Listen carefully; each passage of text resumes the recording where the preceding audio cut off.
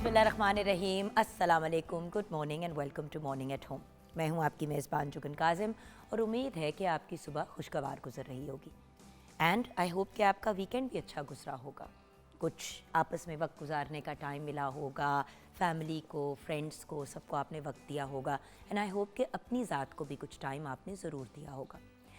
Viewers, आज programme में मैं अगेन एक ऑब्जर्वेशन जो वीकेंड पे हुई वो आपके साथ डिस्कस करना चाहूँगी।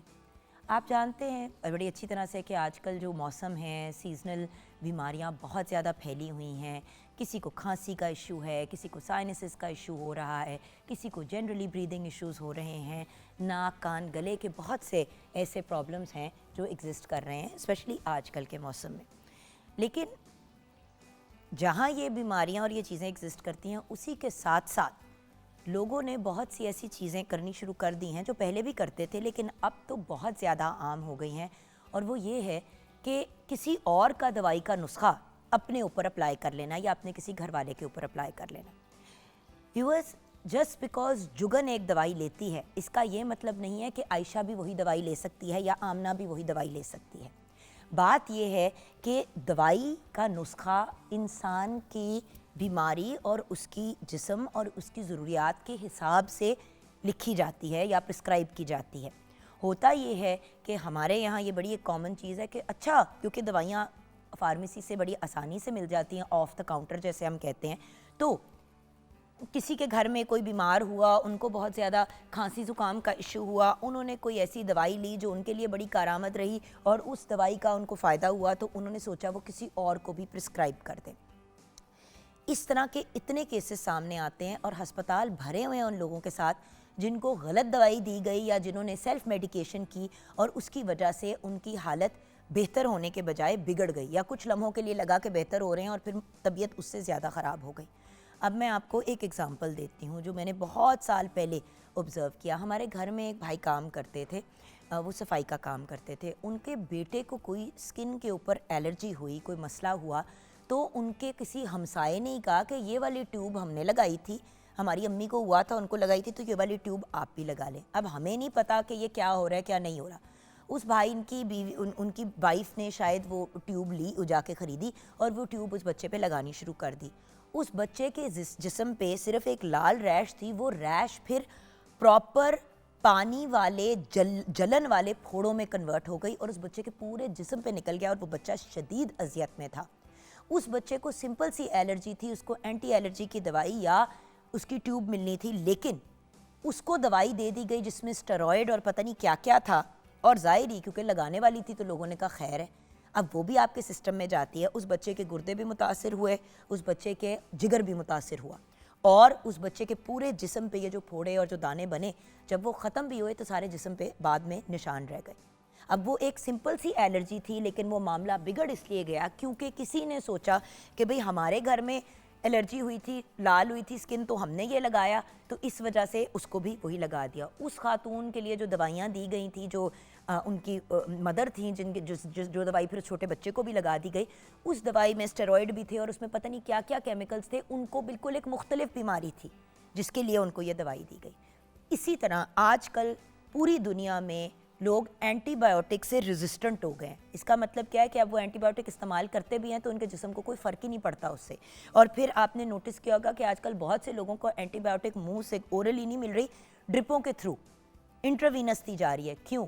क्योंकि गोली से असर ज़रा देर से होता है और जब आप इंट्रावीनस लगाते हैं तो फ़ौरन असर होता है और उसमें डोज भी ज़्यादा होती है। सो क्या हो रहा है कि लोग इतने ज़्यादा एंटीबायोटिक्स बेजा इस्तेमाल कर करके अपने सिस्टम्स को इम्यून कर चुके हैं एंटीबायोटिक्स से, जिसकी वजह से सेल्फ मेडिकेशन की वजह से, इसको हम बुलाते हैं सेल्फ मेडिकेशन, कि आपको डॉक्टर ने नहीं कहा, आपको किसी मतलब मुस्तनिद मतलब वो जो कहते हैं ना मेडिकल प्रोफेशनल ने नहीं आपको मशवरा दिया, आप अपनी ही ज़ात का मशवरा फॉलो कर रहे हैं या आप फार्मेसी में गए और वहाँ पे काउंटर पे जो बंदा खड़ा था उसको कहा ये हो रहा है, ज़रा दवाई दे दें। अब देखें, कोई वजह होती है कि डॉक्टर से आप अपॉइंटमेंट लेते हैं, वो आपसे फ़िज़िकली मिलके आपकी तशख़ीस करता है। बहुत सी बीमारियां ऐसी हैं जो आप सिर्फ सुन के ही उनका इलाज ज़रूर कर सकते हैं, लेकिन बहुत सी ऐसी बीमारियां हैं जब तक आप मिल के तशख़ीस करके उनके मेडिकल टेस्ट वगैरह नहीं कराते, आप उस इंसान को दवाई नहीं दे सकते। लेकिन ये चीज़ बहुत आम हो गई है। तो प्लीज़ जिस्म पे कोई लगाने की चीज़ हो, ओरली कोई दवाई लेनी हो, कोई कतरे, कोई ड्रॉप्स, कोई भी चीज़ हो, पहले एक दफ़ा वेरीफाई कर लें कि क्या ये चीज़ उस बंदे को अप्लाई करती है जिसके लिए आप लेना चाह रहे हैं। ओ मैं और गोली लेती थी, मैंने बड़ा फ़र्क पड़ा, ओ ला ला ला गोली लेके आ, ए पुत्र दिल घबरा रहा है, तू भी है गोली ले ले। अक्सर ऐसे होता है, और होता ये है कि केस बहुत ज़्यादा बिगड़ जाता है। मेरी अपनी एक फ्रेंड, उसकी अम्मी जो है वो बहुत ज़्यादा नींद की गोलियों का और डिप्रेशन वगैरह की गोलियों का इस्तेमाल करती थी। जब वो ज़रा बड़ी हुई बच्ची और उसको ज़रा नींद के इश्यूज़ होने शुरू हो गए 13-14 साल की उम्र पे, तो उसकी अम्मी ने बग़ैर इसको कंसिडर किए हुए, बग़ैर किसी डॉक्टर से बात किए हुए, उसको रात को सोने की गोली देनी शुरू कर दी। अब मसला ये है कि उस वक्त की जो उसको नींद की गोली खाने की लड़की को आदत पड़ी, अब वो 3-3 नींद की गोलियां लेती है तो उसको फिर भी नींद नहीं आती, और नेचुरल तरीके से अब उसको नींद ही नहीं आती। तो उसको कोई मसला नहीं था बेचारी को, सिर्फ थोड़ी सी उसकी रूटीन और चीज़ें चेंज करनी थी। और माँ ने भी, मेरा नहीं ख्याल कि उसको नुकसान पहुँचाने के लिए ऐसी चीज़ की, कोई भी माँ अपने बच्चे को नुकसान तो नहीं पहुँचाना चाहती, बट उसको 1, 2, 3, 4, 5 दिन वो नींद की गोली दी। वो कुछ दिन उसको उससे बड़ा अच्छा असर पड़ा, उस बच्ची ने गोली को पहचान लिया, वो गोली का पत्ता जाके खुद उसने ख़रीदना शुरू कर दिया, और अब सालों साल हो गए हैं और वो नींद की गोली के बगैर सो ही नहीं सकती। सो व्यूअर्स, किसी भी दवाई को लेना और उस दवाई को पूछे बगैर, ना सोचे समझे, ना आपको पता है कि वो आपकी किसी बीमारी के लिए एक्चुअली है, ये एक्चुअली बहुत गलत चीज़ है। और बाहर के मुल्क में तो इसको एक क्राइम यानी कि एक क्रिमिनल एक्टिविटी कंसिडर किया जाता है कि अगर आप वो दवाइयाँ ले रहे हैं जो आपके लिए प्रिस्क्राइब नहीं है। इसीलिए बाहर के ममालिक में सिर्फ दर्द की दवाइयाँ या एलर्जी की दवाइयाँ या कुछ मखसूस दवाइयाँ, सप्लीमेंट्स वगैरह आपको मार्केट में ओपनली मिल जाती हैं। ज़्यादातर दवाइयों के लिए आपको डॉक्टर का प्रॉपर नुस्खा चाहिए होता है। वो नुस्खा आप फार्मेसी लेके जाते हैं, डॉक्टर उसको पहले जो फार्मासिस्ट है वो उसको वेरीफाई करता है कि हाँ जी ये इसी की दवाई है, और फिर आईडी कार्ड देख के, हेल्थ कार्ड देख के फिर वो दवाई उनको दी जाती है, चाहे वो नींद की दवाई क्यों ना हो। So the point is viewers, ये सारी चीज़ें बड़ी सीरियस मेडिकेशन है, और हमें हमेशा कोशिश करनी चाहिए कि हम अपने आप को जितना पॉजिटिवली लेके चल सकते हैं पॉजिटिवली लेके चलें, और किसी भी ऐसी चीज़ को ना इस्तेमाल करें जब तक हमारे पास वेरिफिकेशन है कि वो दवाई हमारे लिए ठीक है। ऑनेस्टली व्यूअर्स, मैंने तो लोगों को वेट लॉस की दवाई के नाम पे ऐसे ऐसे भंड मारते हुए देखा है।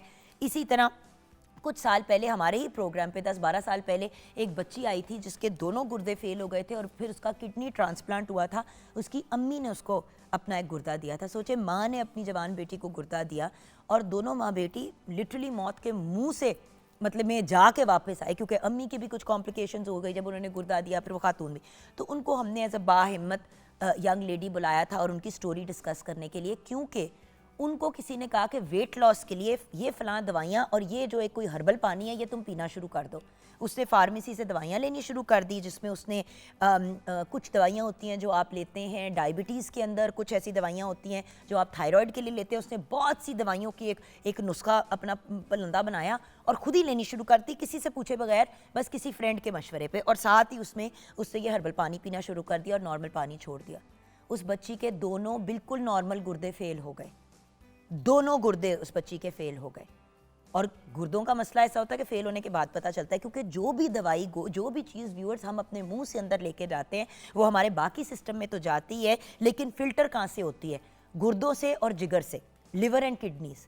तो सबसे ज़्यादा मुतासिर आपका जिगर और किडनीज़ होता है। और ये भी मैं आपको बता दूं, जो लोग बेतुका पैरासीटामोल का इस्तेमाल करते हैं, आइबुप्रोफेन का इस्तेमाल करते हैं, एस्प्रिन्स का इस्तेमाल करते हैं, वो भी मोहतात हो जाएं, क्योंकि उसके भी बहुत मेजर साइड इफ़ेक्ट्स होते हैं। दवाई का इस्तेमाल ज़रूरत के तहत आपके लिए फ़ायदेमंद है। दवाई का इस्तेमाल बग़ैर जाने हुए या गलत दवाई गलत चीज़ के लिए लेने का मतलब है कि आप अपने आप को या अपने घर वालों को बाकायदा मौत के मुंह में धकेल रहे हैं। सो प्लीज़ व्यूअर्स, जिस तरह आप किसी को गिलास में जहर डाल के नहीं देंगे, उसी तरह आप किसी को दवाई नहीं दे सकते उनकी प्रॉपर तशख़ीस किए बग़ैर और डॉक्टर के नुस्खे के बग़ैर। ये बात बहुत इंपॉर्टेंट है। आजकल बहुत ज़्यादा हम लोग फ़लाँ स्प्रे नाक में कर रहे हैं, आप बच्चे की नाक में भी कर दें। अब उस स्प्रे के अंदर अगर स्टेरॉयड है और बच्चे की नाक में आप वो स्प्रे करते हैं तो उसका क्या असर होगा बच्चे को? फिर बड़ों को देने वाली दवाइयाँ बच्चों को दे देते हैं, बेतुका बैठे हुए हैं, हाय बच्चे को ज़रा सा बुखार लग रहा है, अच्छा जी इसकी एंटीबायोटिक शुरू करा देते हैं और इसको बुखार की दवाई देनी शुरू कर देते हैं, और साथ में 2-4 और नुस्खे भी देने शुरू कर देते हैं। व्यूअर्स प्लीज़, डॉक्टर से रुजू करना बहुत ज़रूरी है। आइए शेफ आमना इलियास की तरफ बढ़ते हैं, जो of course being a mother her self also and a professional lady हमें बहुत अच्छी एडवाइस दे सकती हैं इस टॉपिक पे। अस्सलाम वालेकुम। वालेकुम अस्सलाम। कैसी हो आमो? बिल्कुल ठीक, अल्हम्दुलिल्लाह। बहुत अच्छी लग रही हो। Thank you, same to you. अच्छा आमना, आज हम बात कर रहे हैं एक ऐसी चीज़ पे जो हम तो सोचते भी नहीं हैं। बिल्कुल।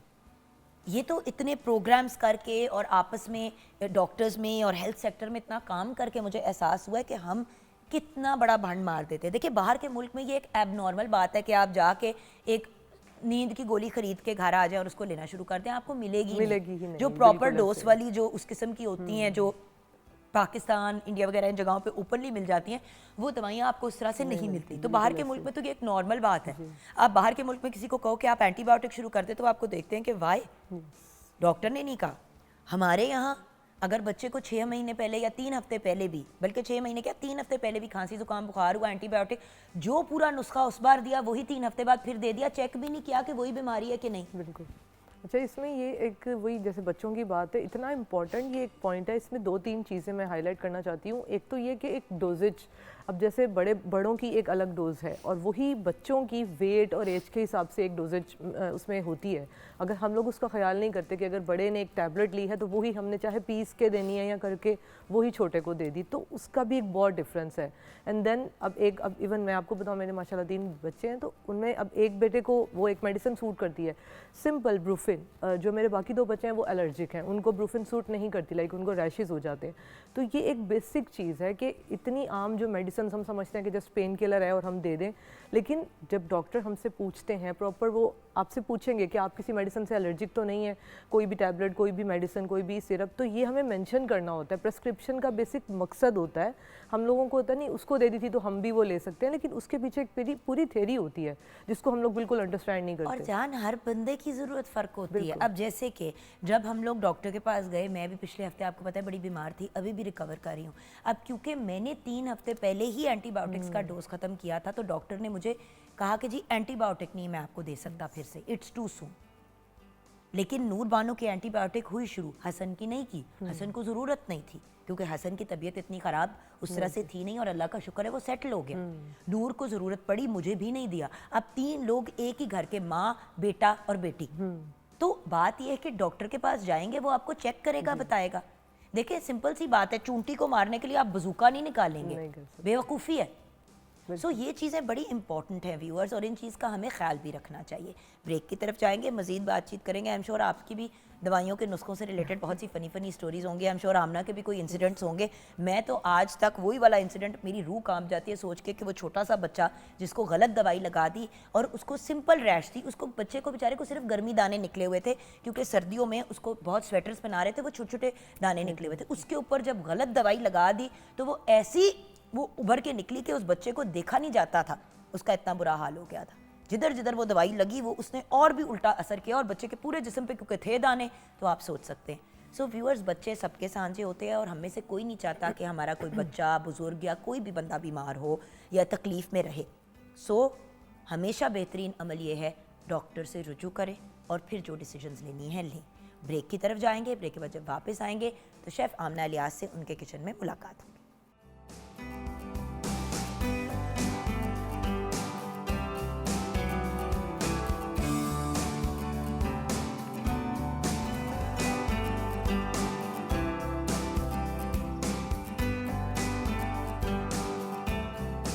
Welcome back from the break viewers. हम आ गए हैं किचन में, शेफ आमना इलियास के किचन में। जी आमना, आज किचन में क्या बन रहा है? बहुत सी डिफरेंट किस्म की सब्जियां भी काफ़ी हैं, चिकन भी है, दही भी है, क्या सिचुएशन है? जी, आज हम बना रहे हैं चिकन पुलाव, लेकिन इसमें हम थोड़ी सी एक वेरिएशन ऐड कर रहे हैं कि हम जो विंटर की वेजिटेबल्स हैं बहुत अच्छी सी अवेलेबल होती हैं, हम उनके साथ चिकन का पुलाव बनाएंगे। यानी कि एक वो जो कहते हैं ना, ऑलमोस्ट 1 पॉट के अंदर पूरी की पूरी dish, and that is the most important thing कि व्यूअर्स हम अपने टाइम को ना बेहतर अंदाज में यूटिलाइज करें। सर्दियों में वैसे ही दिन छोटे हो जाते हैं, नींद भी जल्दी आ जाती है। जो लोग नॉर्मली 8 बजे खाना खाते हैं वो 7 बजे खा लेते हैं, बच्चों को भी उस टाइम पे खिला देते हैं। तो बेहतरीन अमल यही है कि आप टाइम से जो है वो रेडी करें, टाइम से अपने चीज़ें रेडी करें। अच्छा अच्छा, मैंने क्या करना है यहाँ पे? जी ये जो प्याज है तो हमारा ऑलमोस्ट थोड़ा सा सौते हो गया। इसके अंदर अब हमने लहसुन अदरक ऐड करना है और उसके बाद ये गरम मसाले साबित इसमें पड़े, ये ऐड करके और फिर चिकन ऐड करेंगे। बिल्कुल सही। सो अगर आप मुझे एक प्लेट दे देती हैं। अच्छा, अब यहाँ पे हमारा अदरक लहसुन की पेस्ट हो गई। अब ये मैं थोड़ा जो गरम मसाला साबित है वो इसमें ऐड कर देती हूँ। उसके बाद हम चिकन ऐड कर लेंगे और मैं इंग्रेडिएंट्स बता देती हूँ सारे जो हमने इसमें ऐड करने हैं। अच्छा जी, ये चिकन पुलाव हम ले रहे हैं, इसके लिए आलू लिए हैं हमने, आधा किलो मटर ले लिया 1 कप। उसके अलावा मज़ीद जो वेजिटेबल्स लेना चाह रहे हैं, हमने गाजर भी आधा कप ले ली हुई है, जो आप ऐड करना चाहें वो आप ले सकते हैं।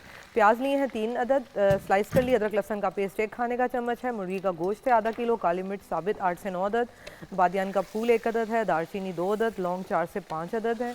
बड़ी इलायची 1 अदद और छोटी इलायची 4 अदद। ज़ीरा 1 चाय का चम्मच। सुरख मिर्च पाउडर हस्बे जायका है। हल्दी पाउडर आधा चाय का चम्मच। गरम मसाला पिसा हुआ 1 चाय का चम्मच। ज़ीरा पाउडर धनिया पाउडर 1 चाय का चम्मच। नमक हस्बे जायका। तेज़पत्ता 1 अदद। दही ले लेंगे हम 3/4 कप और टमाटर 3 अदद। हरी मिर्च ली है 4 से 5 अदद। आलू बुखारा हम इसमें लेंगे 5 से 6 अदद। हरा धनिया पुदीना ये हम सर्विंग के लिए इसमें यूज़ करेंगे, गार्निशिंग के लिए। और नींबू का रस जो है वो 2 खाने के चम्मच लिए हैं। चावल हमने आधा किलो लेके उन्हें जो है वो सोक करके रख लिया है। अच्छा ये देखिएगा चिकन हमने इसमें ऐड कर लिया। ये पुलाव इस तरीके से बनेगा और आप इसे यानी यखनी की हमें इसमें ज़रूरत नहीं है, क्योंकि हम इसको गरम मसालों के साथ अच्छे से इसकी बुनाई करेंगे। और उसके साथ साथ डोंट फॉरगेट कि हम चिकन को हड्डियों के साथ हमने उसके अंदर डाला है, तो चिकन की अपनी यखनी भी निकलेगी। उसमें बन जाएगी, क्योंकि ये भी एक प्रोसेस होता है। 2 तरीके होते हैं पुलाव बनाने के। एक तो जो हम पहले यखनी निकाल के और फिर उसके बाद चिकन को भून के उसके साथ चलते हैं, और ये एक दूसरा तरीका हम आपके सामने बना रहे हैं। और देखो मटन का भी जब आप बनाते हैं इस तरह से पुलाव, तो व्यूअर्स डोंट फॉरगेट कि मटन पुलाव के अंदर भी जो यखनी डलती है वो एक्चुअली पहले मटन को उन्होंने कुक किया होता है और उसी की यखनी उसकी हड्डियों की निकाल के डाली होती है। तो एक्चुअली पूरी की पूरी जो है वो मीट यूज़ हो रहा है, इंक्लूडिंग उसका अगर हम कहें तो जूस भी और विद बोन्स। और ज़्यादा बेहतर ये होता है, हम आपको ये कहते हैं चिकन का बनाएं या अगर आप मटन का भी बनाएं, लेकिन प्रॉपर एक पूरा आप यूज़ करें, उसमें बोनलेस और इस तरह से करना ज़रूरी नहीं होता। ये अब इसमें साबित गरम मसाला डाल रही हूँ जो मैंने आपको भी बताया, और उसके साथ हमने जो साबित डाल दिया, अब हमने ये पिसा हुआ भी डाल दिया इसमें। थोड़ा सा लाल मिर्च पाउडर बिल्कुल 1/4 टीस्पून इसमें हल्दी डालें, बहुत ज़्यादा नहीं जाएगी। और जब भी आप हल्दी डालें हल्का सा काली मिर्च का इस्तेमाल ज़रूर करें, क्योंकि हमारे जो गरम मसाला भी है और स्पेशली जो साबित गरम मसाला है उसमें काली मिर्च है, तो हल्दी की अब्जॉर्प्शन उससे बहुत अच्छी हो जाती है। ये हमने साबित गरम मसाले में काली मिर्च और जो सारे मसाले होते हैं उनको खुद हमने आपको जैसे बताते हैं कि खुद से पीस के रखा हुआ है। अब इससे इसकी खुशबू आने लग जाएगी। और जो मटर हमारे पास है वो हमने बॉईल कर लिया, आप चाहें तो ना करें, बाद में भी उसको ऐड कर सकते हैं। और उसके साथ आलू हैं हमारे पास, और गाजर मैंने ज़रा बहुत छोटी छोटी कट कर ली थी, आप चाहें तो थोड़ी सी जो है वो 4 स्लाइस कर लें, जिस तरह से भी आप चाहें। लेकिन ये कि विंटर है, उसमें बहुत सारी अच्छी अच्छी वेजिटेबल्स अभी इस टाइम अवेलेबल हैं। बंद गोभी का भी एक बाउल आप ऐड कर सकते हैं। तो इसमें योगा के चिकन के साथ, चिकन का तो देखिए हम लोग सालन भी बना लेते हैं और पुलाव वगैरह में भी ऐड कर लेते हैं, लेकिन सब्जी का भी एक पोर्शन आपको मिल जाएगा और फ्लेवर बहुत अच्छा आएगा इस तरीके से, और वो मज़े का हो जाएगा। तो जो लोग पुलाव बड़े शौक से, जो बिरयानी बड़े शौक से खाते हैं, सिंधी बिरयानी आलू के साथ, तो ये एक बड़ा अच्छा ऑप्शन है। और इसमें क्योंकि मसाले भी बड़े मुनासिब अंदाज में डले हुए हैं, सो आपको कोई उसका उस तरह से मसला नहीं होगा।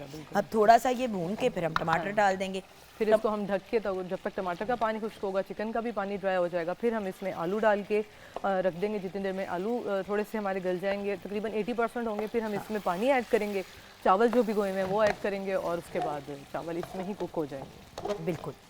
सो ये साथ में फिर हमने दम में जो है वो अंडे भी बॉईल करके रखे हैं कि हम ज़रा दम में वो भी लगा देंगे, तो एक फुली जो है वो हमारा कंप्लीट मील एक रेडी हो जाएगा। और बात ये है कि व्यूअर्स, हम हमेशा, जैसे हम अभी बात कर रहे थे सेल्फ मेडिकेशन की, बात मेडिकेशन पे क्यों पहुंचती है? मेडिकेशन पे इसलिए पहुंचती है क्योंकि आप बीमार हो गए। तो हमारा ऑब्जेक्टिव ये होना चाहिए कि हम मैक्सिमम अपने आप को बीमारी से बचाएं।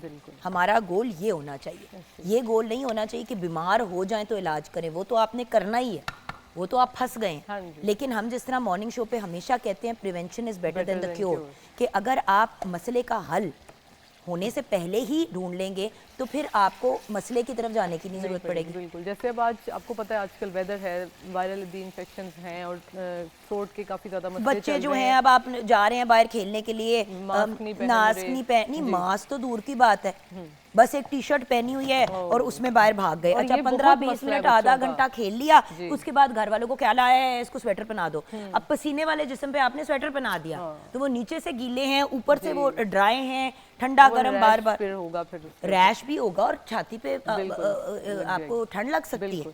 और वही है कि फिर बच्चे क्योंकि वो भागते हैं, उनको उस टाइम पे नहीं लग रही होती कि नहीं नहीं गर्मी नहीं सर्दी नहीं लग रही, ठीक है, लेकिन अगर उस वक्त वो कवर नहीं करेंगे जिस तरह का मौसम है, क्योंकि फिर वही है देखिए कि जब भाग रहे होते हो आपका जिस्म वार्म जी। होता है, जब आप रुक जाते हैं तो आपका फिर बॉडी टेम्परेचर वापस ठंडा होना शुरू हो जाता है। उस दौरान अगर आप सही तरीके से वार्म नहीं होंगे तो जब आपका टेम्परेचर नीचे आ रहा होगा और आप मतलब आप समझ रहे हो तो वो बीमारी ज़रा ज़्यादा बिगड़ने के चांसेस, बीमारी होने के भी और फिर उसके होके बिगड़ने के भी। लोगों को नमूनिया कैसे होता है इसी तरीके इन से, चीज़ों पे एहतियात ना नहीं करने करते, से। सही है। सो एहतियात हमेशा रिकमेंडेड भी है एंड एहतियात के अलावा मेरा नहीं ख्याल से कि कोई और हमारे पास आजकल की दुनिया में ऑप्शन है। नहीं है, देखो बिल्कुल भी कितनी नहीं दवाइयाँ सिस्टम में डालेंगे, ऐसे। और कितनी फिर वही डालेंगे। जैसे आपने भी बताया कि वो एक जो है वो हमारी रेजिस्टेंस डेवलप हो जाती है बॉडी में कि फिर देन भाई जो एंटीबायोटिक्स भी इंसान हर महीने एंटीबायोटिक ले रहा है, एक पॉइंट आएगा जब उस एंटीबायोटिक से उसकी जात को कोई फर्क नहीं पड़ेगा क्योंकि वो सिस्टम का एक नॉर्मल हिस्सा बन जाएगा।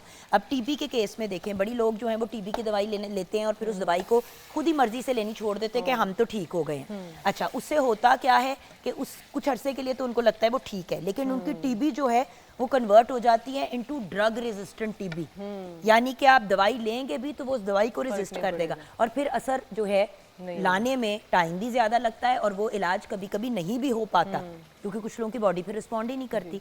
ये इसमें बहुत इंपॉर्टेंट फैक्टर है कि एक तो डोजेज कितनी लेनी है। अब हम ये भी एक चीज होती है कि अगर डॉक्टर ने आपको दिया है 2 टाइम, घबराहट होती है तो मैं एक टाइम लेनी कर दिया या 3 टाइम दिया तो 2 टाइम कर दिया या नहीं अब मैंने 3 दिन ले लिया 3 टाइम, अब मैं 2 टाइम करके फिर मैंने 1 टाइम कर लिया, तो ये सारी चीजें भी सेल्फ मेडिकेशन का ही पार्ट बन जाती हैं। ये आपने डॉक्टर से अच्छा ये भी चीज एंटीबायोटिक शुरू कर दी जी, अब 2 दिन ली, तबीयत बेहतर हो गई तो डॉक्टर ने 5 दिन कही थी, आपने 2 दिन ही लेके छोड़ दी, फिर उसके बाद वही चीज बिगड़ के सामने निकली तो आपने कहा कि आया है मेरे साथ क्या हो वो गया। फिर आपको अगेन 0 से स्टार्ट करनी पड़ेगी, फिर आपको 5 की जगह शायद 7 दिन का कोर्स करना पड़ जाए।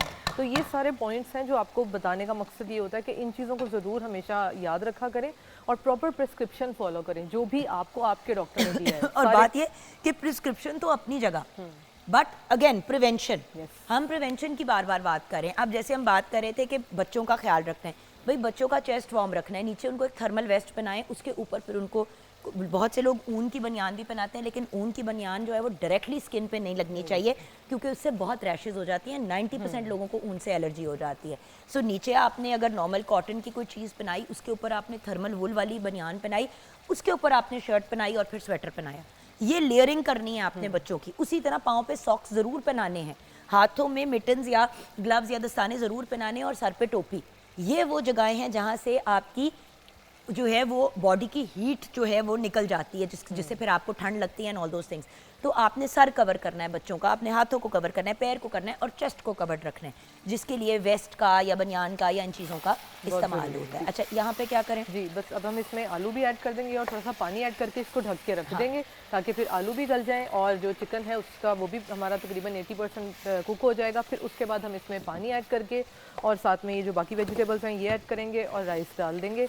जब कुक होने लगेंगे उनको फिर हम दम दे देंगे। उसमें टमाटर के जो पीसीज हैं वो रखूँगी मैं, थोड़ा सा पुदीना, हरी मिर्च, लेमन स्लाइसिस और अंडे जो हैं वो रख के हम इसको दम दे देंगे और आपके सामने सर्व करेंगे। और आप देखें कि वो वाला पुलाव नहीं बन रहा कि इतनी सी इसके अंदर बोटियां हैं और फिर बाकी सारा का सारा उसका चावल है। प्रॉपर तरीके से इसको तैयार की है ताकि आप फैमिली जो है जब बैठे खाने के लिए 2 चम्मच डाले अपने आप के लिए बड़े डोंगे वाले चम्मच के चावल के, तो आपको चिकन भी मिलेगी, आपको मटर भी मिलेंगे, गाजर भी मिलेगी, आलू भी मिलेगा और एग्स भी आप लेके आई हैं। जी, ये भी हमने बॉईल किए हुए हैं और ये भी इसके अंदर हमारे पास यही है कि एक कोशिश ये होती है कि एक कंप्लीट मील आप ले लें। अगर खाली वन डिश राइस बना रहे हो हाँ तो फिर उसकी शक्ल इतनी अच्छी हो कि फिर हर बंदा जो है उसको इंजॉय भी करे खाना। अब मैंने क्या किया, पहले आलू डाले, 2 लम्हे उनको ज़रा सा भून लिया ताकि टेम्परेचर वापस गर्म हो जाए उसका, फिर थोड़ा थोड़ा करके पानी डाल के उसको उस लेवल पे लेके आना है कि हम उसको ढक दें and we good to go. So viewers, तरीका यही है, आगे आपकी मर्जी है कि आप उसको किस तरीके से इम्प्लीमेंट करना चाहते हैं अपनी लाइफ के अंदर। खाने पीने की अगर हम बात करें, हेल्थ की बात करें, चॉइसेस हैं, राइट? जी बिल्कुल। सो हम ब्रेक की तरफ जाएंगे। ब्रेक के बाद जब वापस आएंगे तो सर्दियों में जहाँ पे पुलाव और वार्म चीज़ें, बिरयानियाँ खाने का बड़ा दिल चाहता है, वहाँ पे कुछ ऐसी चीज़ें होती हैं जो स्पेसिफिकली सर्दियों में मार्केट में अवेलेबल होती हैं। पंजीरी हो गई, बिल्कुल। वो पिनिया जिनको अब हम बहुत से एनर्जी बॉल्स वगैरह कह देते हैं, लेकिन है तो पुराने ज़माने की वो पिनिया ही ना। बिल्कुल। सो पिनिया हो गई, इस तरह की चीज़ें हो गई। तो ये आज हम डिस्कस करेंगे ज़ैनब गोंदल के साथ ब्रेक के बाद। आप हमारे साथ रहिएगा।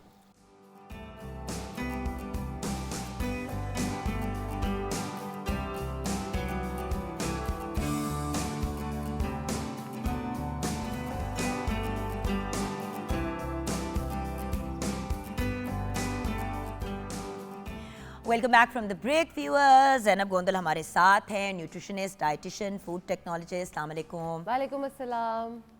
अच्छा, आज आपसे बड़ी इंटरेस्टिंग बात करनी है। हम अभी अर्लियर बात कर रहे थे कि भाई सर्दियों में यूजुअली बंदे का दिल चाहता है कि जल्दी वाइंड अप कर दे। यस। अच्छा, जब जल्दी वाइंड अप करते हैं दिन को, तो होता क्या है कि 7 साढ़े 7 तक सब खाना खुना खा के फ्री हो जाते हैं। अंधेरा जल्दी हो जाता है 6 बजे के करीब, तो वैसे ही सबको ये होता है कि अंधेरा हो गया, खाना खा लिया। अच्छा, खाना पाना, उसके बाद सबको जोश चढ़ता है कि यार कुछ मीठा, यस। कुछ खाना चाहिए। उस वक्त बहुत सी ऐसी सर्दियों की सौगात है जिनका इस्तेमाल किया जाता है, जहाँ पे हलवा जात बहुत अच्छी चीज़ है, और हमने उस पर प्रोग्राम भी किया यस। कि हलवों के क्या फ़ायदे हैं और किस किस तरह से आप उनको यूज़ कर सकते हैं उन्हें अपने लिए कारामद बनाने के लिए। तो पंजीरी और पिनिया, जिनको आप सुपर बॉल्स के नाम से भी लोग सेल करते हैं, डिफरेंट डिफरेंट चीज़ें कहते हैं, बट अगर आप उनको देखें जिनकी हम बात करने जा रहे हैं, वो जो सुपर बॉल्स हैं, एक्चुअली तो वो एक पिनियों की ही फॉर्म होती बिल्कुल, है। पहले चावल के आटे की बनती थी पिनिया, सूजी की बनती थी, अलसी की बनती थी, वेरियस डिफरेंट चीज़ों की पिनिया बनती थी। अब ये देखें ना, जैसे कि ये पिनिया है, बट आप इनको सुपर बॉल्स के तौर पे भी सेल कर सकते हैं, क्योंकि पिनिया ज़रा ओल्ड स्कूल लगता है। ट्रू। सो इस वजह से मैं सबसे पहले तो बात करना चाहूँगी पंजीरी की। ठीक है। पंजीरी हमेशा लोग कनेक्ट करते हैं, वाबस्ता करते हैं उन खवातीन के साथ जो प्रेग्नेंट हैं, और स्पेशली जब वो दूध पिला रही होती हैं। बिल्कुल। पंजीरी सर्दियों में क्या इस्तेमाल करनी चाहिए, और अगर करनी चाहिए तो उसमें क्या ऐसी चीज़ें हैं? अच्छा, मज़े की बात ये है कि ये एक ऐसी चीज़ है जो सबको इस्तेमाल करनी चाहिए, डेली बेसिस पे करनी चाहिए, ना कि सिर्फ सर्दी में बल्कि पूरा साल यूज़ करनी चाहिए। लेकिन उसको कैसे यूज़ करना है, क्या यूज़ करना है, किस तरह इस्तेमाल करना है, ये बहुत ज़रूरी है बेसिकली उसमें समझना। डालना क्या क्या है उसको यूज़ करने से पहले। Exactly. मार्केट में आजकल बहुत लोगों ने पंजीरियाँ निकाली हुई, जिस तरह हमारी भी, मेरी भी एक ब्रांड आ रही है, उसमें भी, क्योंकि पंजीरी मेरी बड़ी फेवरेट है। Yes. लेकिन जब उसको बनाना शुरू किया और उसकी डेवलपमेंट शुरू की, तो रियलाइज़ किया कि जो पुराने रेसिपीज़ हैं वो तो बिल्कुल ठीक है, लेकिन जो नई रेसिपीज़ आई हैं जिनमें आप देसी घी में नहीं अब उसको बना रहे, भून रहे, आप उसको भून रहे हैं नॉर्मल जो आपको किचन में अपना ऑयल मिलता है, कनोला ऑयल। अच्छा, फिर उसके बाद आप उसके अंदर सफ़ेद चीनी का भरमार डाल रहे हैं, उसके अंदर लोग बहुत सी ऐसी चीज़ें डाल देते हैं। चॉकलेट चिप्स भी कुछ लोगों ने डालने शुरू कर दिए पंजीरी को न्यू एज बनाने के लिए। भाई पंजीरी के अपने जो फ़ायदे हैं पहले वो तो ले लो। एग्जैक्टली। अब पंजीरी में जो स्पेसिफिक उसकी एक कहते हैं ना रेसिपी चलती है, हम उस पर सबसे पहले बात करते हैं, फिर आहिस्ता आहिस्ता चीज़ों को ऐड ऑन करते भाई जाते हैं। अखरोट, पिस्ता, काजू, बादाम, तिल, बीज वगैरह, सूजी आ गई, खजूर आ गया और शहद आ गया। बिल्कुल। पुराने वक्तों में तो अगर शहद नहीं तो शक्कर या गुड़ का इस्तेमाल होता था। अब मज़े की बात यह है कि अगर और आप देसी घी। सफ़ेद चीनी को रिप्लेस करके शक्कर या गुड़ डाल लेते हो तो वो आपके लिए फ़ायदों को डबल ट्रिपल कर देता है। और सच्ची बात बताऊं तो टेस्ट भी ज़्यादा Yes. मज़े का आता है। बिल्कुल। सफ़ेद चीनी से आपको वो क्रिच क्रिच क्रिच की आवाज़ आती रहती है, शक्कर या शहद जब आप डालते हैं तो उससे एक बड़ा मुख्तलिफ फ्लेवर आता है उससे। बिल्कुल। हाँ। सबसे पहला प्रॉब्लम ही ये है कि हम लोग अपने न्यूट्रिएंट्स जो हैं वो पंजीरी से इसलिए भी पूरे नहीं कर रहे होते क्योंकि हम उसमें चीनी की इतनी मिकदार डाल देते हैं कि हम वो चबा चबा के थक जाते हैं और हम बस उसको छोड़ देते हैं कि जी हमने तो नहीं खाया। और उसी के साथ आपने कितना इस्तेमाल करना है। देखिए पंजीरी है तो बड़ी मज़े की, और मुझे याद है कि जब मैं अपने बेटे हसन को, हमज़ा जब पैदा हुआ था बड़ा, तो हमज़ा को जब मैं फीड करा रही थी तो किसी ने कहा कि पंजीरी ज़रूर लेनी चाहिए, इस्तेमाल करनी चाहिए। तो किसी ने ना कुछ 2 किलो पंजीरी बना के दे दी। अच्छा, मैं समझी शायद ये हफ्ते की खुराक है। लो जी, डेली मैं 250 ग्राम से लेके 5, लिटरली मैं इतना इतना बोल भर के पंजीरी का खाऊं। ख़त्म होने लगी, फिर कहीं किसी को कहा, रिक्वेस्ट की, ऑर्डर किया, उन्होंने फिर 2 किलो बना के। अच्छा, मेरा वेट इतना बढ़ गया, इतना बढ़ गया, इतना बढ़ गया कि मुझे समझ ही नहीं आए कि बच्चे के दौरान इतना वज़न नहीं चढ़ा था जितना बच्चे के बाद चढ़ गया फीड कराते हुए।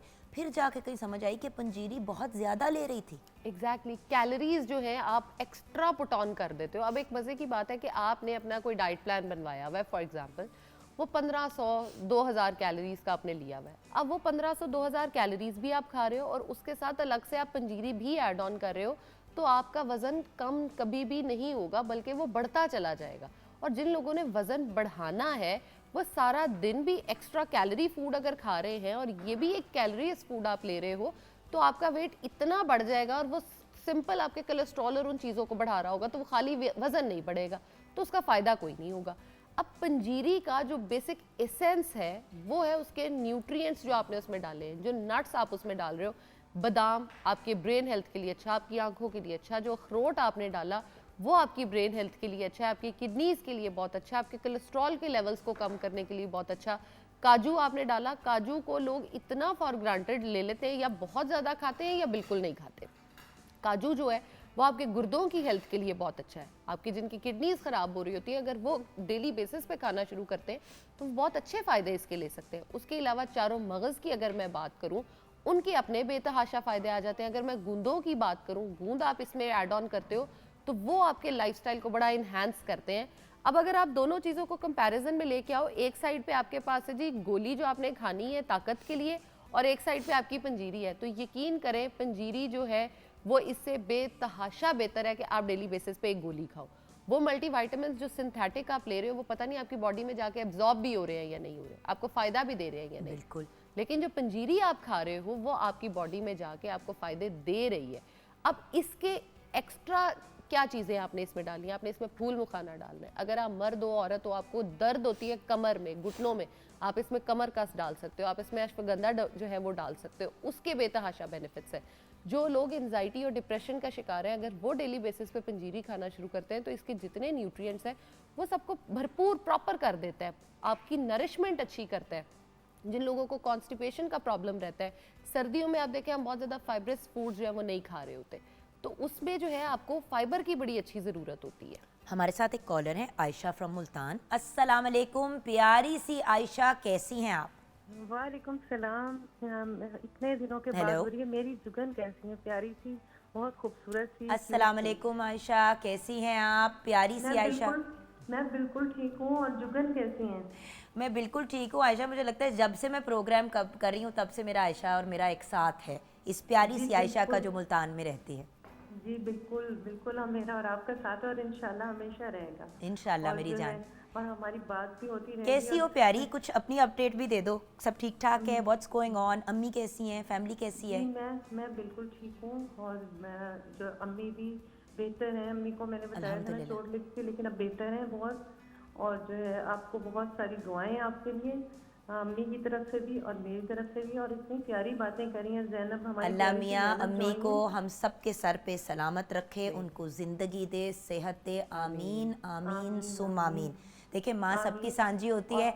प्यारी सी आयशा, जब भी अम्मी की बात होगी तब तो पहले हम दुआएं देंगे उनको। उन्होंने बिल्कुल, हमें सारी बहुत ज़िंदगी दी है, अब हमारा फ़र्ज़ है हम अपनी अम्मी जान को बहुत सी प्यार और दुआएं दें और उनको हिम्मत दें कि वो अपनी सेहत को बरकरार रखें। हाँ आमीन जैनब आमीन। गोंदल हमारे साथ है, क्या बात करोगी जैनब से मेरी जान? जी जैनब की बातें तो बहुत मुझे अच्छी लगती हैं, क्योंकि हमेशा ये सेहत के बारे में और इतनी अच्छी अच्छी बातें बता रही हैं। और आज पंजीरी के बारे में बातें बता रही हैं, तो Thank you मुझे so यूँ लग much. रहा है जैसे है ना मेरी कोई हालांकि ये छोटी है मुझसे, लेकिन ऐसा लग रहा है कोई बड़ी बहन या हाँ, कोई, ये मैं उसको बड़ा हमेशा जैसे कहती हूँ कोई- कि कसम से जैनब जब भी आती हो लगता है छोटी सी एक दादी अम्मा आ गई हैं। याद है जब बच्चे छोटे छोटे होते थे दादी अम्मा बनते थे तो ऐनक लगा लेते थे और दुपट्टे को ऐसे अपने ऊपर बांध लेते थे, तो लिटरली ना मुझे लगता है छोटी सी दादी अम्मा आ गई है। लेकिन दादी अम्मा की बातें बड़ी कारामद करती है। अच्छा, आपने बचपन में पिनियाँ खाई? जी मैंने खाई है, अम्मी बनाती थी हमारी खुद। और जो है ये आज पंजीरी की मैं बात सुन रही हूँ ना, फिर आपको पता है चिल्ले में भी ये बनती थी हमारे घर ना, बिल्कुल। किलो में भी। तो वो वाकई में इससे ना बड़ी, मैं कहती हूँ बड़ी अच्छी चीज़ है, बड़ी पावरफुल चीज़ है ये। और जो है वाकई में जैसे जैनब बता रही है कि जैसे हम टैबलेट लेते हैं उससे कहीं बेहतर है कि हम जो ये बिल्कुल हमारी सही कह रही हैं। एक्चुअली हम जब बात कर रहे थे ना नेचुरल प्रेगनेंसी चीज़ें और हैं। फीडिंग में, जो चिल्ले का चिल्ले क्या क्या कहते हैं आयशा, इसका नाम क्या है सही? किसका?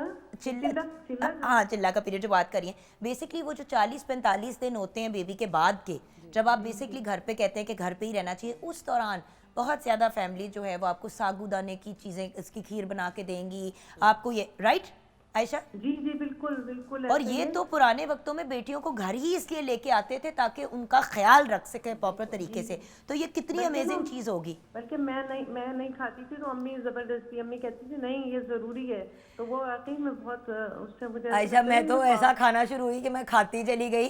पहली प्रेगनेंसी में मैंने आपको बताया ना कि कोई 25 किलो वजन चढ़ा लिया पंजीरी खा खा के, समझ ही नहीं आ रही।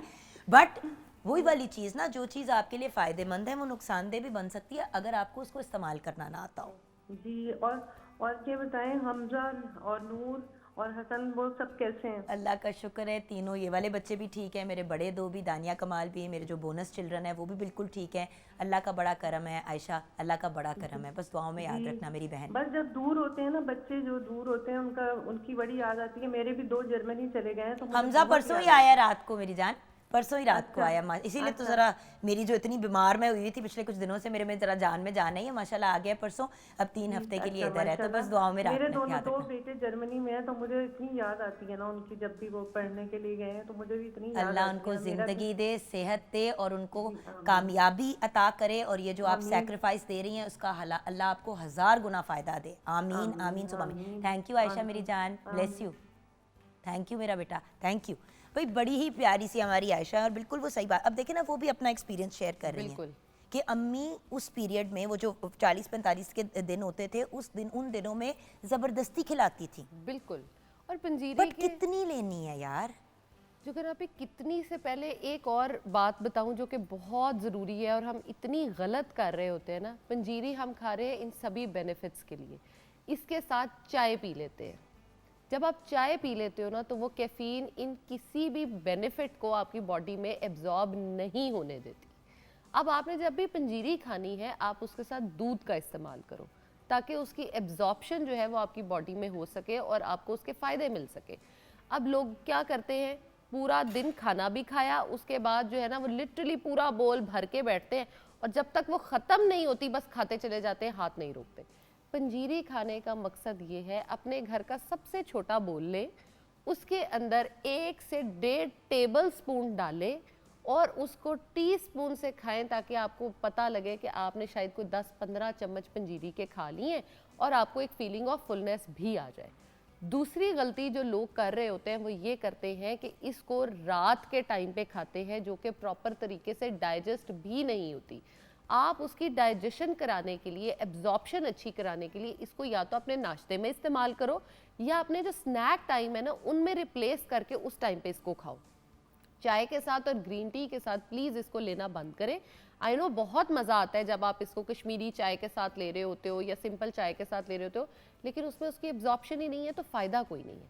दूध के साथ लो, मॉर्निंग में लो ताकि पूरा दिन आपका एनर्जेटिक रहे और आपकी बीमारियां जो हैं, आपकी दर्दें जो हैं, आप उसको बहुत हद तक इससे सॉर्ट आउट कर लो।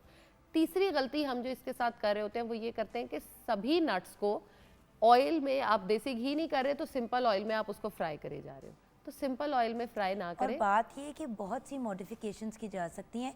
एक्चुअली नट्स को आपको फ्राई करने की ज़रूरत Dry नहीं roast होती, करें। आप उसको ड्राई रोस्ट भी कर सकते हैं, भून भी सकते हैं। मैं क्या करती हूँ, हम लोग जब पंजीरी बनाते हैं, जो मैं अपनी ब्रांड के लिए बना रही हूँ, हम पहले उसको सूजी को भूनते हैं नॉर्मल, बिल्कुल कुछ भी डाले बगैर।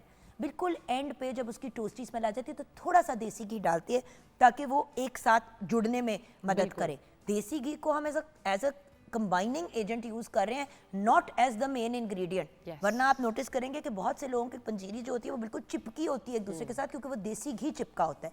तो इतना ज़्यादा डालेंगे तो वो आपको भी प्रॉब्लम देगा। True. ब्रेक की तरफ चलते हैं। ब्रेक के बाद जब वापस आएंगे तो पंजीरी में और पिनियों में या सुपर बॉल्स में क्या फ़र्क है, और दोनों अगर इस्तेमाल करने हैं तो किस तरह करेंगे, अगर एक करना है सिर्फ तो वो सारी इन्फॉर्मेशन आपसे लेंगे Done. ब्रेक के बाद।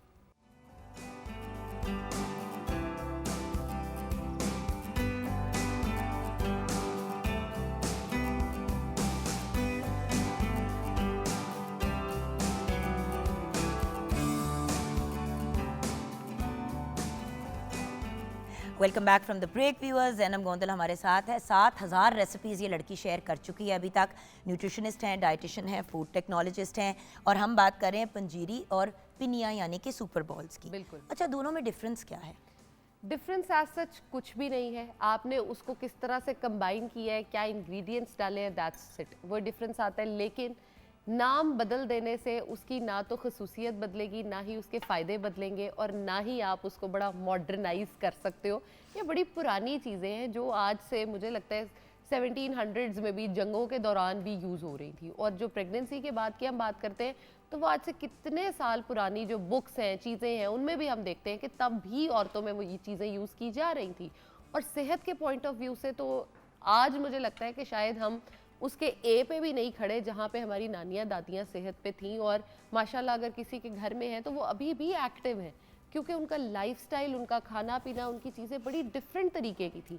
हम अगर पंजीरी बना भी रहे हैं ना, तो पहले तो हम पंजीरी को ठीक से बना नहीं रहे। नंबर 2, अगर हम बना भी रहे हैं तो हमने सिर्फ एक दिन उसको खाना है, 1 किलो खाना है या 1 पाव खाना है, दूसरे दिन हमें याद ही नहीं होना कि हमने पंजीरी खानी भी थी या नहीं, या बॉल्स हमने कोई बना के रखे भी थे या भाई नहीं। मैंने एक दफ़ा इसी तरह ना पंजीरी मम्मा को दी कि मम्मा ये आप यूज़ किया करें, ठीक है, आप डेली ना 2 चम्मच खाया करें। लो जी 4 दिन बाद फ़ोन पे बात हो रही, ऑलमोस्ट 1 किलो का जार था या उससे ज़्यादा का, बल्कि इतना बड़ा जार था, शायद 1.5 मुझे किलो का याद था। है तब, हाँ। तो I called her up and I said हाँ मम्मा आप खा रही हैं पंजीरी? मैं तो खा भी ली। मैं कहा मम्मा क्या मतलब, गेस्ट आए थे? नहीं।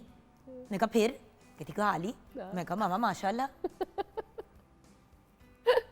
माशाल्लाह माशाल्लाह। नहीं बट बात ये कि आप डायबिटिक हैं जी और आपके लिए मैंने स्पेशली बनाई थी पंजीरी, और सच्ची बात है हमने खजूर वगैरह और दूसरी चीज़ों को यूज़ किया, इसको मीठा किया, हमने चीनी वगैरह का नहीं इस्तेमाल किया, तो स्टीविया का इस्तेमाल किया। लेकिन मसला ये है कि क्वांटिटी ऑफ इतनी ज़्यादा ले ली तो इवन दो चीनी उस तरह से नहीं आपके सिस्टम में गई, लेकिन फिर भी अगर उसमें हमने खजूर भी डाले, हमने उसके अंदर दूसरे ड्राई फ्रूट्स भी डाले, उसके अंदर किशमिश भी डाली जो चीज़ें उसको स्वीटन करती हैं। बिल्कुल। तो अब वो चीज़ें भी डाली तो उससे भी तो ग्लाइसेमिक इंडेक्स। कैलोरीज भी डेंस हो गई बहुत ज़्यादा। और आपको ये चीज़ समझने की ज़रूरत है कि मैं अच्छा एक छोटी सी वो पंजीरी में और चीज़ करती हूँ कि आजकल ना लोग उसको ग्राइंड करके नट्स को डालते हैं, जिसमें आपको पता ही नहीं चलता कि आपने नट्स कितने ज़्यादा खा लिए।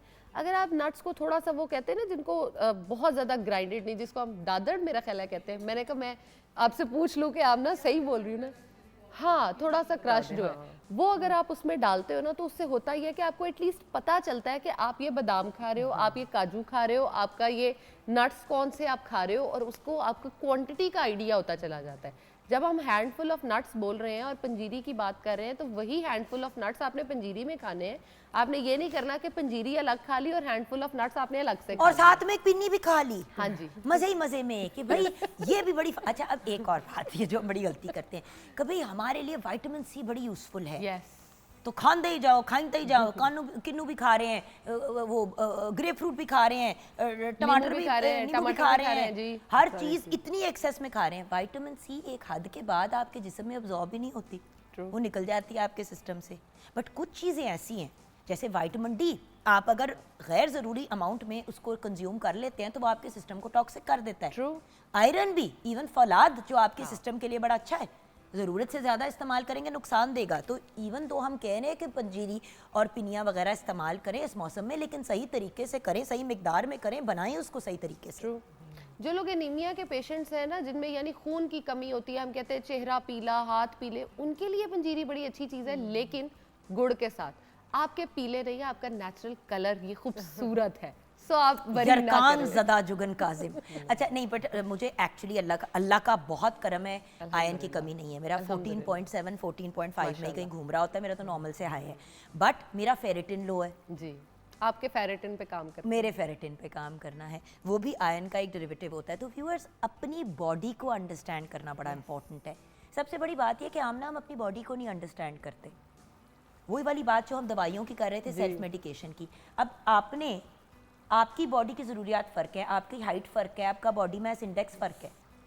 आप तो वो भी नहीं ले सकती जो मैं ले रही हूँ, आपने वो लेना है जो आपको सूट करता है। इस तरह ही हमने वो ये सेल्फ मेडिकेशन वाला फॉर्मूला बनाया होता है कि ये प्रेस्क्रिप्शन है, तुम्हें हुआ था, अब मुझे दे दो, मेरा गला खराब है, यही सेम नहीं, मेडिसिन सही ले बात ली वही वाली और बात खा है ना, ली। एक बंदी है, वो बच्चे को दूध पिला रही है, या चिल्ले का टाइम पीरियड उसका गुजर रहा है, और वो दिन में 3 टेबल स्पून पंजीरी ले रही है आजकल। फिर आगे जाके जब सिर्फ बच्चे को फीड करा रही होगी और 45 डेज निकल जाएंगे तो वो 2 चम्मच पे आ जाएगी टेबल स्पून। बिल्कुल।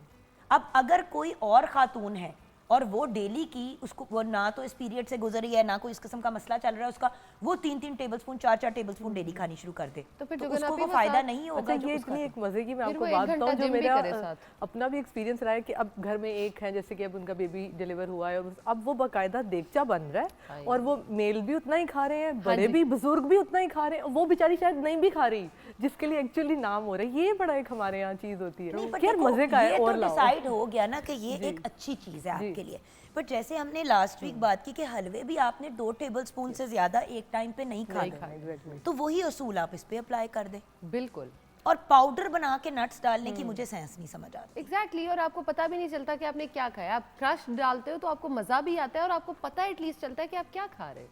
एग्जैक्टली आपने अगर अच्छा 2 वीक पहले मेरे पास एक पेशेंट थी, आगे से मुझे कह रही है कि मैं तो कुछ नहीं खाती सारा दिन, मेरा वज़न कम नहीं हो रहा।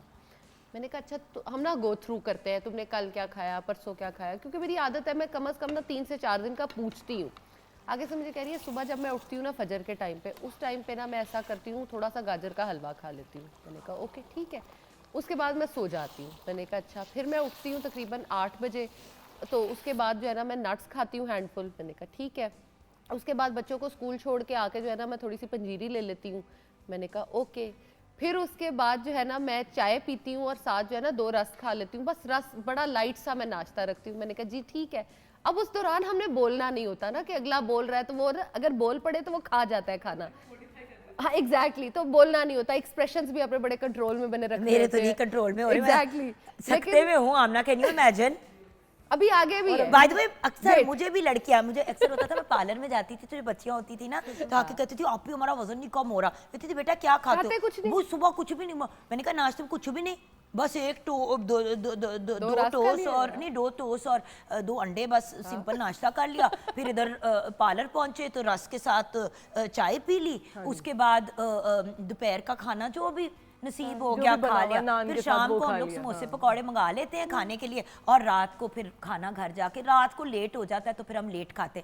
मैं कहा यानी कि जो हर असूल है वो तोड़ते चले जा रहे हो और उसके बाद ये उम्मीद है कि पता नहीं मुझे क्या हो रहा है। एक्चुअली नॉलेज भी नहीं होती ना जान। लोग पता है क्या कहते हैं, फलां में तो कोई कैलोरी नहीं है। उसके बाद फ्रूट खा लेती हूँ मैं। इसके अलावा पानी हर के चीज़ अलावा में कैलोरीज है। हर चीज में कैलोरीज है। ट्रू। 1 कैलोरी है, 2 कैलोरी है, 6 कैलोरी है, लेकिन कैलोरीज है।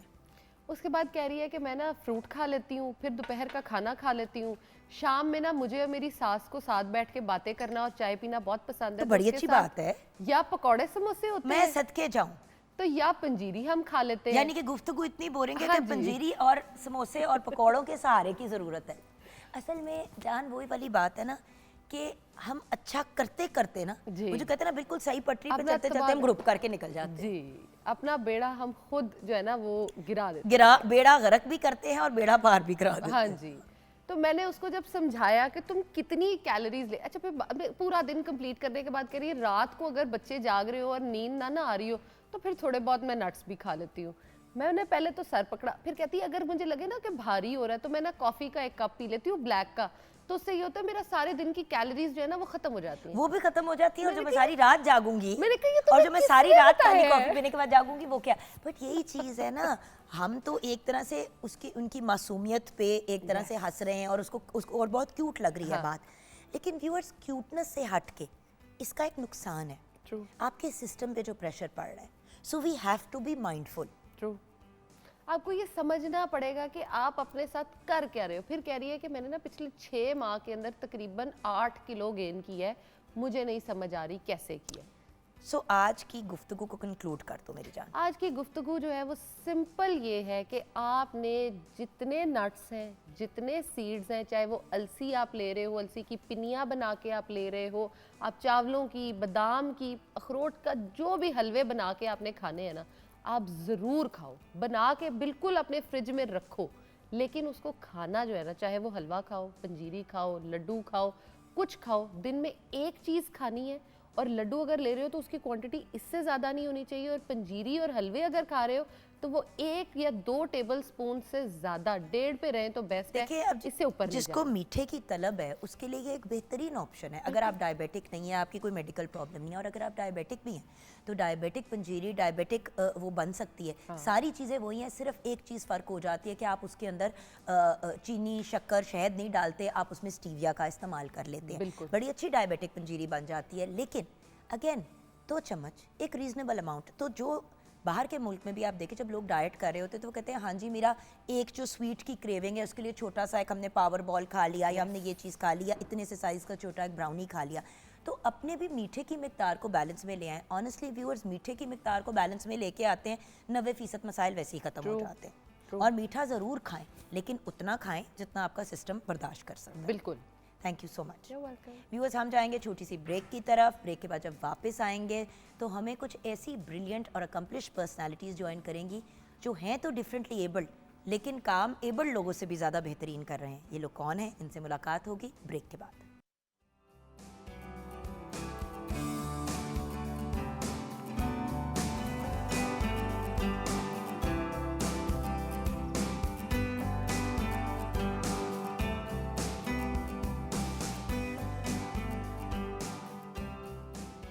Welcome back from the break viewers. आज हमारे साथ 2 बहुत ही स्पेशल और यूनिक लोग हैं। अब क्योंकि उनकी फ़िज़िकल कंडीशन ऐसी है कि मैंने स्पेशल कहा तो आप दूसरे स्पेशल की तरफ चले जाएंगे। मैं बात कर रही हूँ स्पेशल, यूनिक, बहुत ही अमेजिंग लोग।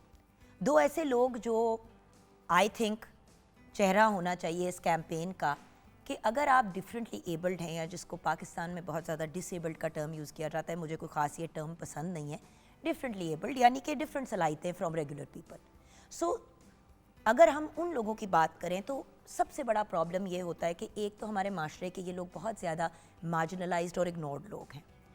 फैसिलिटीज़ की बात करें, वो अपनी जगह प्रॉब्लमेटिक। फिर जब आप बात करते हैं कि अपनी ज़िंदगियों को आगे लेके कैसे बढ़ें, तो ऐसे इदारे, ऐसे इंस्टीट्यूशंस हैं पाकिस्तान में, बट इतने नहीं हैं कि हर बंदे को केटर कर पाएँ।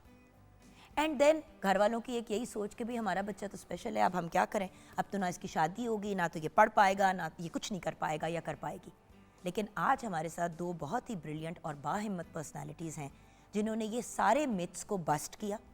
हमारे साथ एक बहुत ही अमेजिंग कपल है। हमारे साथ हैं मोहम्मद फयाज़, जो 2 टाइम एशियन चैम्पियन है, world's fastest bowler in wheelchair cricket.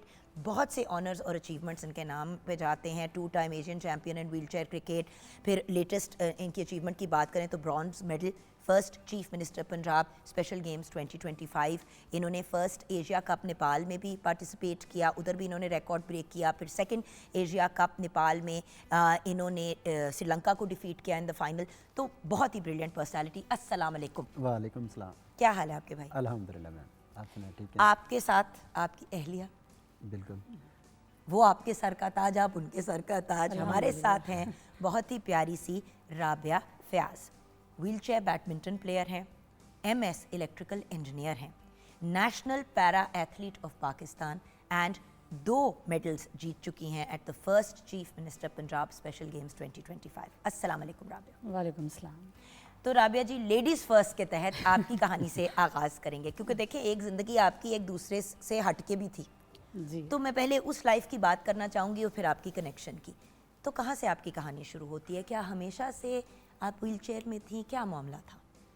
अच्छा मैम, जब मैं पैदा हुई तो बिल्कुल नॉर्मल पैदा हुई, जैसे हर बच्चा पैदा होता है तो मैं भी पैदा हुई। फिर उसके बाद बचपन में मुझे पोलियो हुआ, पोलियो अफेक्टेड हूँ मैं इस वजह से। लेकिन जब मैंने होश संभाला तो मैंने ख़ुद को ऐसे ही व्हीलचेयर के ऊपर देखा। जब मैंने होश संभाला, व्हीलचेयर सर्वाइवर हैं आप, बेसिकली पोलियो सर्वाइवर हैं। जी, पोलियो अफेक्टेड हूँ। तो मैंने जब होश संभाला तो ख़ुद को ऐसे ही देखा, ऐसे ही पाया।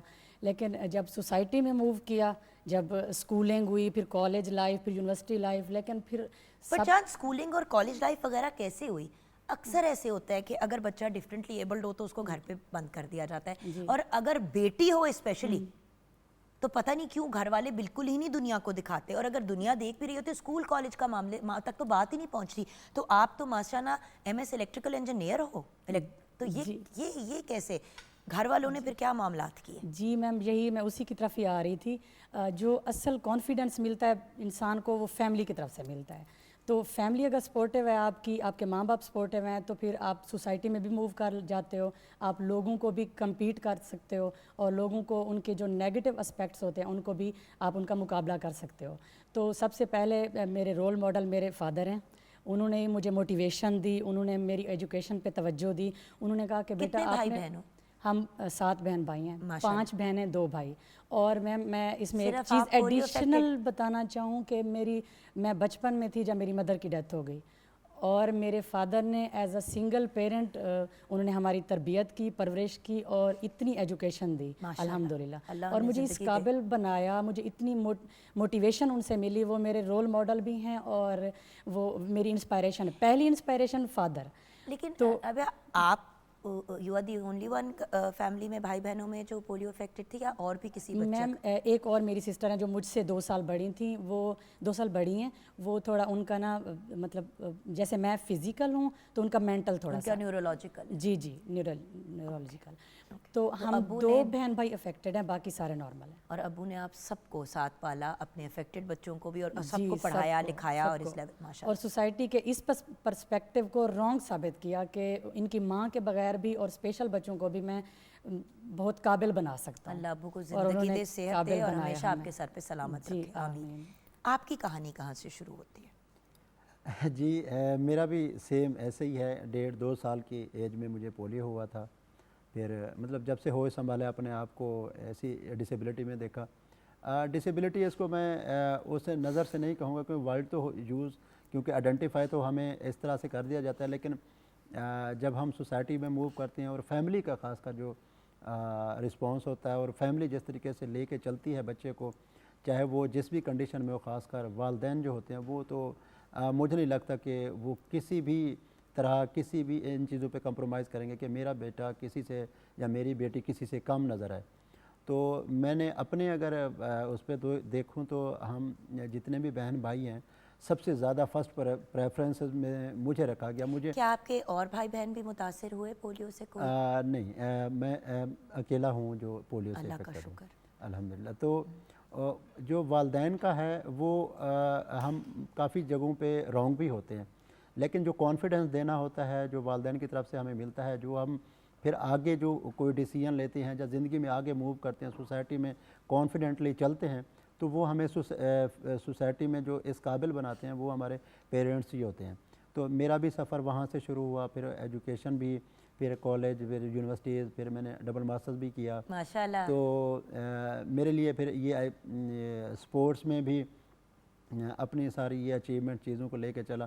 तो इसमें जो पहला जो हाथ है उसमें मैं कहूँगा कि वो हाथ आखिरी लम्हे तक भी साथ है, अभी तक भी उनकी दुआओं के सदक़े मैं यहाँ पे पहुँचा, वो मेरी माँ है।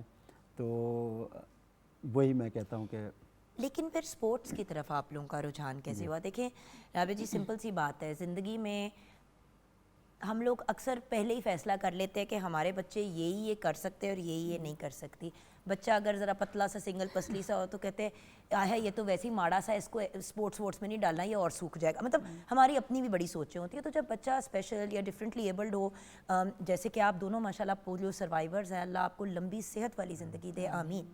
और यही बात व्यूअर्स, हम कितनी दफ़ा प्रोग्राम पे बात करते हैं कि पोलियो के कतरे अगर आपके दरवाजे तक आके पिलाए जा रहे हैं। देखिए जिस वक्त पे ये लोग छोटे थे, शायद पोलियो के कतरे सारी फैमिली को पिलाए गए, शायद उसकी मैनेजमेंट सही ना हुई हो, शायद वो पोलियो के कतरे ठीक नहीं थे, वटेवर। बट अब जिस स्केल और जिस लेवल पे पोलियो को इरेडिकेट करने की कोशिश कर रही है गवर्नमेंट, हम सबको अपना हिस्सा डालना चाहिए। लेकिन जब कोई बच्चा पैदाइश से, अब आप डिफरेंटली एबल्ड नहीं थी जी, आपकी फैमिली में आपके अब्बू को नज़र आया कि अब ये बच्ची जो है इसको पोलियो हो गया, यानी कि एक बीमारी आई, उस बीमारी की वजह से आप मुतासिर हो, आप व्हील चेयर में आ गई। अब मुझे ये बताइए कि स्पोर्ट्स में कैसे अब्बू ने डाल दिया? वैसे भी 7 बच्चे संभालने हैं, 2 बच्चे हमारे डिफरेंटली एबल्ड हैं, पढ़ाई भी उनकी देखनी है, स्पोर्ट्स, और वो भी प्रोफेशनल एथलीट, कैसे यार? जी मैम। अच्छा, जैसे किसी की ज़िंदगी में कोई रोल मॉडल होता है, मेरी ज़िंदगी के 2 रोल मॉडल हैं। एक वो इंसान जिसने मुझे ख्वाब देखना सिखाया, and he is my father, और एक वो इंसान जिसने मुझे उन ख्वाबों को ताबीर देना सिखाया, and he is my husband. तो ख्वाब मेरे वालिद ने हमारे कोई जानने वाले हैं आपके हस्बैंड? नहीं जानने वाले कहाँ नहीं। हैं वो? यहीं पे हैं जी, यहीं ये पे। आदमी तो आपका शौहर नहीं है जी यही है। जो आपको बहुत ज़्यादा पसंद है माशाल्लाह। जी, इससे अल्हम्दुलिल्लाह। अच्छी बात है कि शादी के बाद भी और अल्हम्दुलिल्लाह। माशाल्लाह 2 बच्चों के बाद भी अभी भी शौहर पसंद है। मोहब्बत कायम दायम है और दिन दुगनी रात चुगनी तरक्की भी इजाफा भी होता जा रहा है। माशाल्लाह मैं सदके जाऊं। अल्हम्दुलिल्लाह अल्हम्दुलिल्लाह। माशाल्लाह माशाल्लाह हाँ। माशाल्लाह। अच्छा, तो उन्होंने मुझे ख्वाब देखना सिखाया कि ये है, ये फील्ड्स हैं, आपने जो चूज़ करनी है, जो स्टडी करनी है, वो आपके सामने है, मैदान खुला है, आप पढ़ो जाओ, जो करना है करो, कॉन्फिडेंस दिया।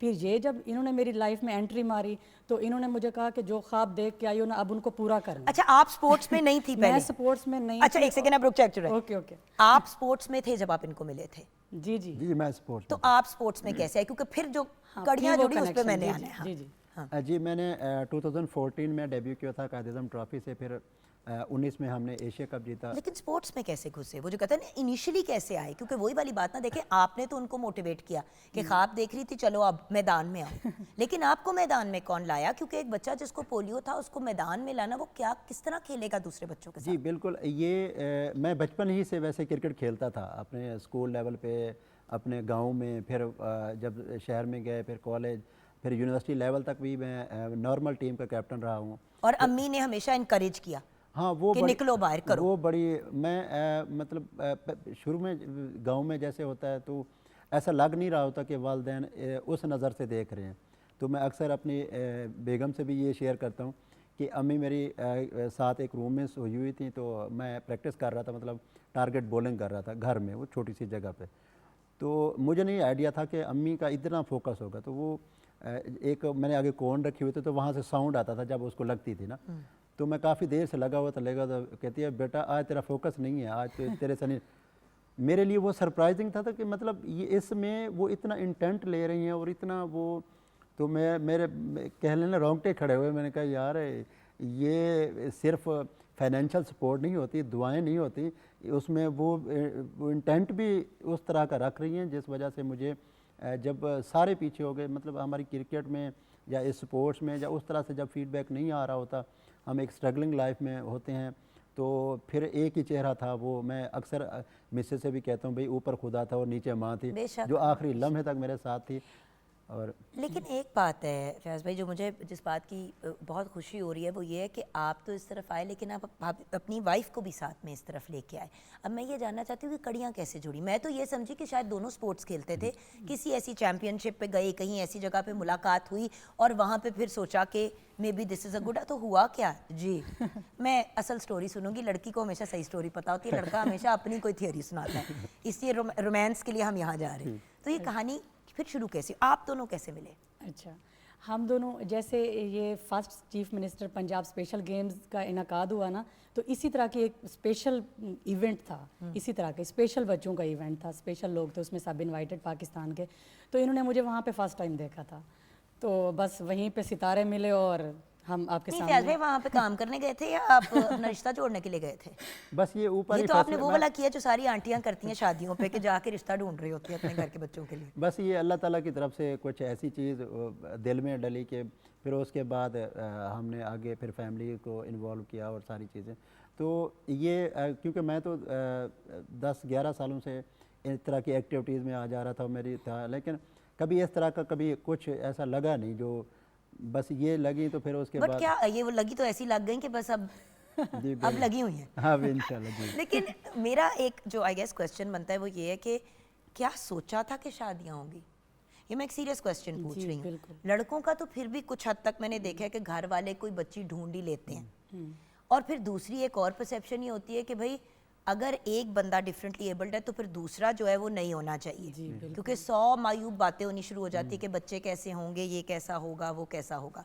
तो ब्रेक के बाद आप लोगों ने क्या इश्यूज फेस किए और आज कहाँ पे खड़े हो और फ्यूचर प्लान्स क्या हैं, ये हम डिस्कस करेंगे एक छोटी सी ब्रेक के बाद। लेकिन किचन में सब कुछ तैयार है तो चलें जल्दी से हम किचन में भी नज़र डाल लेते हैं। जी आमना जी, पुलाव हमने बनाया था, चिकन पुलाव विद वेजिटेबल्स, साथ रायता और सलाद बिल्कुल रेडी है। ये देखिए मौके पे धुआं भी निकल रहा है साथ साथ फ्रेश खाना तैयार है। हम ब्रेक की तरफ जाएंगे, ब्रेक के बाद जब वापस आएंगे तो ये जो एक बहुत ही प्यारा, बहुत ही ब्रिलियंट और बहुत ही जेन्युइन कपल हमारे साथ है, इनसे जानेंगे। वैसे तो हमारे मुल्क के नेशनल इंटरनेशनल स्टार्स हैं ये, लेकिन सबसे पहले इंसान है और इसीलिए मेरे लिए इम्पोर्टेंट था कि इनकी कहानी जाने और आप लोग अंडरस्टैंड करें कि किस स्ट्रगल और किन मुश्किलात को फेस करके आज इस लेवल पे खड़े हैं, और अकेले नहीं खड़े, एक पूरा फैमिली यूनिट बना के। ब्रेक के बाद बात करेंगे।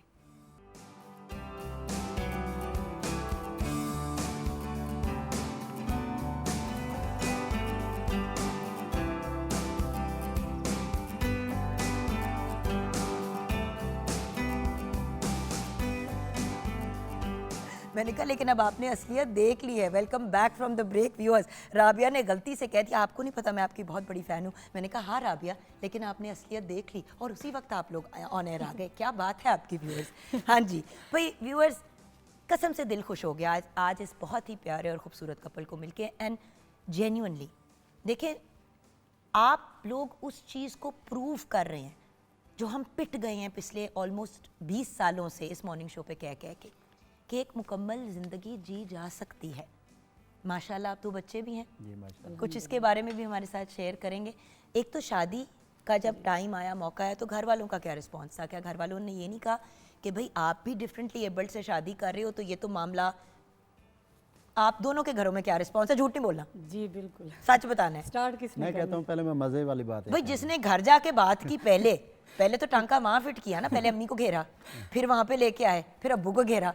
तो हम ज़रा ज़ीरो से स्टार्ट करते हैं जी, कहानी बताएं। जी, हमारी शादी में या हमारा जो रिलेशन था, इसमें सबसे बड़ी जो एक बंदे की तरफ से, एक आंटी की तरफ से जो रुकावट, जो सॉलिड मानी जा रही थी ना, वो ये थी विलन का किरदार कहला। जो विलन का एक विलन जरूर होता है। उसने जो एजेंडा रखा ना, उन्होंने कहा दोनों अगर स्पेशल होंगे तो इनके घर में खुदा ना खास्ता चोर आ गया तो फिर ये क्या करेंगे। हाय मैं सदके जाऊं, मैं डाकू आ गया तो क्या होगा? हम दोनों व्हीलचेयर चढ़ा देंगे उसकी टांगों पे। नहीं, मैंने कहा अगर नॉर्मल होगा तो वो क्या करेगा।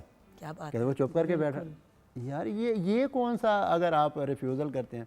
बाकी ये है कि अच्छा, जो पढ़े लिखे नहीं होते वो ये कहेंगे कि तो दोनों व्हीलचेयर, इनके बच्चे भी अल्लाह ना करे व्हीलचेयर में होंगे। भाई वो पोलियो सर्वाइवर्स हैं, दे हैव सर्वाइव्ड पोलियो, बहुत बड़ी बात है। ये कोई जेनेटिकली चीज तो ये नहीं है कि जेनेटिकली आगे नहीं जानी है। थी, बिल्कुल और मोस्ट लोग जो डिफरेंटली एबल्ड होते हैं वो जेनेटिकली आगे नहीं पास ऑन होती बिल्कुल चीज़। ऐसा ही है।